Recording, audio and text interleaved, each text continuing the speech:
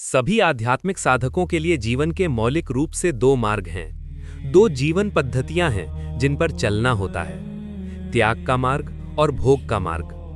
त्याग का मार्ग दाहिना हाथ पथ भी कहलाता है और अधिकांश विश्व धर्म इसी मार्ग का अनुसरण करते हैं। भोग का मार्ग बायां हाथ पथ है और यह तंत्र का मार्ग है। अब ये जानकर बहुत संतुष्टि मिल सकती है कि जीवन के सभी सुखों में लिप्त होने का भी एक तरीका है और फिर भी आध्यात्मिक रहा जा सकता है। लेकिन फिर भी आप क्या सोचते हैं कि दाहिने हाथ पथ के इतने सारे धर्म और गुरु क्यों हैं, लेकिन बाएं हाथ के मुश्किल से कोई? अगर ये मार्ग इतना आसान होता तो क्या बाएं हाथ के लोगों और मास्टर्स की संख्या दाहिने से कहीं अधिक नहीं होती? ये इसलिए क्योंकि दाहिना हाथ पथ वास्तव में दूसरे की तुलना में बहुत आसान और सीधा साधा है, क्योंकि यहाँ आप बस धरती को पूरी तरह छोड़ देते हैं और आकाश की ओर उड़ान भरते हैं। धरती से कोई संबंध नहीं रहता। ये मुक्ति प्राप्त करने का बहुत सरल तरीका है। जबकि तंत्र ऐसा है जैसे धरती पर मजबूती से खड़े रहते हुए एक साथ आकाश को छूना। अब ये अविश्वसनीय रूप से कठिन है। आपको दोनों वास्तविकताओं के प्रति जागरूक रहना होगा। अगर आप आध्यात्मिक पर्वत पर चढ़ रहे हैं तो पूर्व वाला अच्छी तरह बनी सड़क का अनुसरण करने जैसा है, जो पूरे पर्वत के चारों ओर घूमती हुई जाती है। इसमें अधिक समय लगता है लेकिन बहुत सुरक्षित है। तंत्र सीधे शिखर पर ट्रेकिंग करने जैसा है। आप तेजी से पहुंच जाएंगे और इसमें बहुत उत्साह है, लेकिन आप किसी भी क्षण गिर भी सकते हैं और यही अधिकांश लोगों के साथ होता है। वे इसे जो चाहें करने का बहाना बनाकर उपयोग करते हैं और लक्ष्य को पूरी तरह खो देते हैं। और इसी कारण तंत्र के मास्टर बहुत कम हैं। ओशो, पद्म संभव और कुछ अन्य तिब्बती मास्टर्स के अलावा आप शायद ही किसी और का नाम ले सकें। निश्चित रूप से और भी रहे होंगे, लेकिन वे प्रसिद्ध नहीं हैं। उन्होंने बहुत कम लोगों को सिखाया और उन शिष्यों ने इसे आगे नहीं बढ़ाया। तंत्र प्रेम का मार्ग है और प्रेम सबसे खतरनाक चीज है। डर आसान है, नफरत आसान है, लगाव और ईर्ष्या आसान है। यही वे चीजें हैं जो लोग प्रेम के नाम पर करते हैं। लेकिन असली प्रेम स्वतंत्रता है और स्वतंत्रता के लिए जिम्मेदारी चाहिए। यही कारण है कि बहुत कम लोग इसे चाहते हैं। अधिकांश जो चाहते हैं वो है सुरक्षा, एक सुरक्षित रिश्ता, एक सुरक्षित नौकरी, एक सुरक्षित विश्वास जो मरते ही आपको सीधे स्वर्ग ले जाए। यही गहराई में हम सब चाहते हैं। हम प्रेम और स्वतंत्रता की बातें सिर्फ इसलिए करते हैं क्योंकि वे अच्छी लगती हैं। तंत्र में कोई सुरक्षा नहीं है। दूसरा हमेशा स्वीकार किया जाता है। दुनिया जैसी है वैसी ही स्वीकार की जाती है। तंत्र है अपने हृदय के द्वार हमेशा खुले रखना, मन हमेशा तलवार की तरह तेज और अपने पैर धरती पर मजबूती से टिकाए रखना। तंत्र का उद्देश्य काम वासना को एकाग्रता के साधन के रूप में उपयोग करना है और अंततः प्रेम तथा बुद्धि में ऊंचा उठना।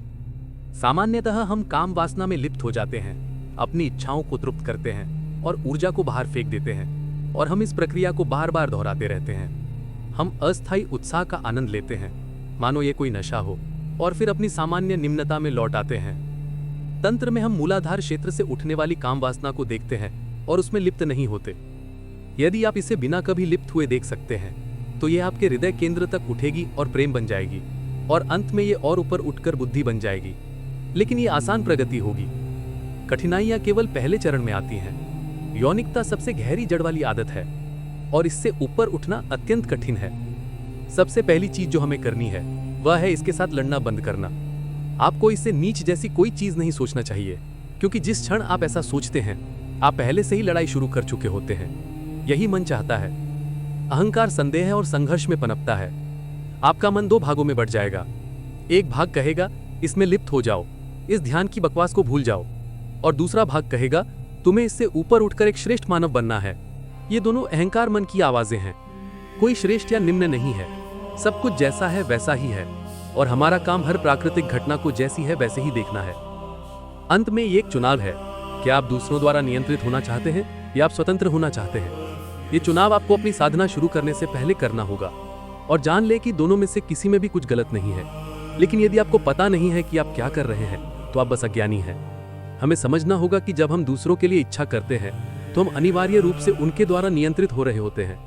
हमारी इच्छा का विषय हमें हमेशा नियंत्रित करता है, चाहे वो कोई भी हो या कुछ भी।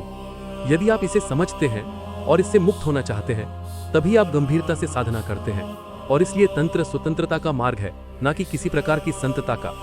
श्रेष्ठता और निम्नता की अवधारणा को पूरी तरह से त्याग दे। दुनिया में हर चीज की अपनी जगह है। हमारा एकमात्र कार्य है हर चीज को जैसी है वैसे ही जागरूक होना, और ये एक लंबी प्रक्रिया है जिसमें अनुशासन और समर्पण की आवश्यकता है। तंत्र उन लोगों के लिए है जो स्वतंत्रता को सबसे ऊपर मानते हैं। यदि तुम्हें अपने गुरु की लगातार देखरेख की आवश्यकता है तो ये मार्ग तुम्हारे लिए नहीं है। ये पाखंडियों के लिए भी नहीं है जो दिन में धार्मिक और संस्कारी बनने का दिखावा करते हैं और रात में वेश्यालयों में जाते हैं। ऐसे आत्मा अभिमानी और ढोंगी लोग इससे दूर रहें। तंत्र में आवश्यक है आत्मा अनुशासन और गहरी जिम्मेदारी की भावना, क्योंकि ये आग से खेलने जैसा है। दक्षिण मार्गी लोग अपने एकांत मठों में भाग सकते हैं, पर हम यहीं रहते हैं, इसलिए हमारा मार्ग कहीं अधिक कठिन है। यहीं रहकर हम अपने अंधकार का सामना करते हैं, कभी कभी उसमें डूबते भी हैं, परंतु सदैव जिम्मेदारी के साथ। हम जो भी अनुभव करते हैं उसके लिए केवल हम स्वयं उत्तरदायी हैं। ये मार्ग उन लोगों के लिए भी है जिनका स्वभाव स्त्रैण, ग्रहणशील और धरती से गहराई से जुड़ा हुआ है। हम अपने जुनून का आनंद लेते हैं, स्वतंत्र जीवन जीते हैं और साथ ही स्वयं और अपने आसपास की दुनिया को सजग दृष्टि से देखते रहते हैं। तंत्र में देवताओं को अक्सर यंत्र कहा जाता है, जिसका अर्थ है उपकरण या साधन, और वास्तव में वे यही हैं, आत्मिक विकास के साधन। जब हम किसी देवता का आह्वान उसके मंत्र के माध्यम से करते हैं तो हम केवल प्रार्थना नहीं कर रहे होते, हम स्वयं उस देवता बन जाते हैं। यदि आप मिस्र के देवता अनुबिस का आह्वान करते हैं तो आप आत्माओं की कोमल किंतु शक्तिशाली मार्गदर्शक बन जाते हैं। यदि आप सेत या भगवान शिव का आह्वान करते हैं तो आप मोह का नाश करने वाली शक्ति और आवश्यकता पड़ने पर विनाशकारी बनने की क्षमता को बुला रहे होते हैं। इसलिए भले ही कुछ लोग देवताओं को उपकरण कहने को अपमान समझे, पर वास्तव में ये सर्वोच्च सम्मान है, क्योंकि जब हम केवल उनकी पूजा करते हैं, उन्हें अपने से अलग और ऊंचा मानते हैं, तो हम स्वयं का ही अपमान कर रहे होते हैं। और बाएं हाथ के मार्ग यानी कि लेफ्ट हैंड पाथ में यही सबसे बड़ा पाप है। हम सिर्फ मनुष्य नहीं हैं, हम देवता हैं जो एक नश्वर शरीर में कैद हैं। हमें बस भीतर सोई उस दिव्यता को जगाना है। परंपरागत रूप से वाम मार्ग के एक तांत्रिक को 5 निषिद्ध कर्मों में विधिवत भाग लेना होता है, अर्थात मछली और मांस का सेवन करना, मदिरा पीना, नशीले पदार्थों का उपयोग करना और अवैध यौन संबंध बनाना। अब शायद अंतिम कर्म को छोड़कर बाकी 4 तो आज के समय में ज्यादा विद्रोही नहीं लगते। आप में से अधिकांश ने शायद ये सब पहले ही कर लिया होगा, पर हमें उन लोगों के दृष्टिकोण को समझना होगा जिन्होंने इस परंपरा की नींव रखी थी। वे ऐसे समाज में रहते थे जहां ये सब बातें बहुत बड़े अवगुण माने जाते थे, विशेष रूप से उनके लिए जो किसी आध्यात्मिक मार्ग पर चलते थे। वास्तव में आज भी भारत के अधिकांश हिस्सों में ये बातें वर्जित मानी जाती हैं। तंत्र सभी सामाजिक वर्जनाओं और नियमों को चुनौती देता है, क्योंकि उसका उद्देश्य मन के सबसे अंधेरे हिस्सों में प्रवेश करना है। जितना हमारा चेतन मन किसी चीज को अस्वीकार करता है, उतनी ही तीव्रता से हमारा अवचेतन मन उसे चाहता है। यही कारण है कि आप देखेंगे बहुत से धार्मिक लोग सबसे अधिक दंभी और पाखंडी होते हैं। ये दमन का स्वाभाविक परिणाम है। इसलिए वाम मार्ग में हम उन सभी मानसिक दीवारों को तोड़ते हैं और मन के इस अंधकार में गहराई तक उतरते हैं। और इतना ही नहीं, हम इन वासनाओं को अपने लाभ के लिए भी प्रयोग करते हैं, क्योंकि ये इच्छाएं मूलभूत यानी प्राचीन और शक्तिशाली हैं, उनसे कहीं अधिक जो सामाजिक नियम समय के साथ बदलते रहते हैं। जो आज वर्जित है वो कुछ सदियों पहले सामान्य था, और जो आज सामान्य है वो 100 साल पहले अकल्पनीय था। एक तांत्रिक को ये समझना चाहिए कि समाज निरंतर बदलता है और उसके साथ बदलते हैं उसके नियम, उसकी नैतिकता और अनैतिकता की परिभाषाएं। अतः हमारा कार्य है इन अस्थायी सीमाओं से परे देखना, अस्तित्व को उसकी संपूर्णता में समझना। यदि कोई वस्तु या इच्छा इस सृष्टि में विद्यमान है तो वो स्वाभाविक रूप से इसका अंग है। हम कौन होते हैं किसी चीज को अप्राकृतिक या अलौकिक कहने वाले? जो भी अस्तित्व में है वो प्रकृति का ही हिस्सा है और इसीलिए वो मूलतः प्राकृतिक है।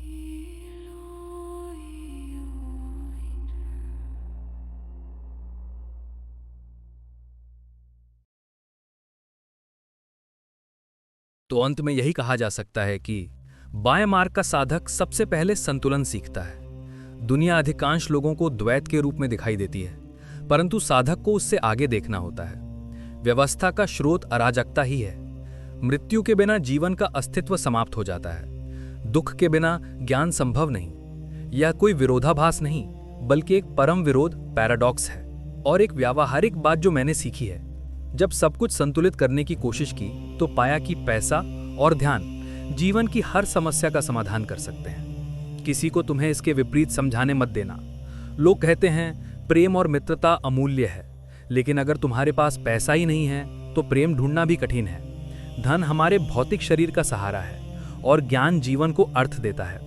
यदि केवल धन है तो तुम्हारा अस्तित्व टिकेगा, पर यही तो हर पशु भी करता है। तो चाहे कितना भी धन हो, यदि ज्ञान नहीं तो हम उनसे बेहतर नहीं। ज्ञान और आत्मबोध ही हमें मानव बनाते हैं। ध्यान केवल उस तक पहुंचने का साधन है। ध्यान स्वयं मुक्ति नहीं देता, ज्ञान देता है। और जब हम समाज के भीतर रहते हैं तो हमें सीखना चाहिए कि धन का उपयोग उसी समाज के सहारे के लिए करें। एक और बात याद रखो, दुनिया बहादुरों को पुरस्कृत करती है और कायरों को दंडित। उसे अच्छाई या बुराई, नैतिकता या अनैतिकता, पुण्य या पाप से कोई फर्क नहीं पड़ता। लोग अक्सर शिकायत करते हैं, इतने दुष्ट लोग सत्ता में कैसे हैं? क्योंकि किसी समय वे साहसी थे और संसार ने उन्हें उसका फल दिया। वहीं तथाकथित अच्छे लोग हमेशा सुरक्षा चाहते हैं और हर नियम का पालन करते हैं, इसलिए उनका जीवन औसत रहता है। मैं यह नहीं कह रहा कि बुरा बनो, बल्कि यह कि अच्छा या बुरा होना गौण है। तुम साहसी भी रह सकते हो और अच्छे भी, और तब भी संसार तुम्हें पुरस्कृत करेगा। सबसे ऊपर तंत्र का सार है सभी द्वैतों का अतिक्रमण, विशेष रूप से स्त्री और पुरुष के द्वैत का, और उनके विपरीत तत्वों को अपने भीतर एक करना। यह संसार 3 के चक्र पर चलता है। योगी उस चक्र को तोड़कर 2 के साथ कार्य करता है। फिर वे 2 एक में विलीन हो जाते हैं और अंत में वह एक शून्य में लौट जाता है।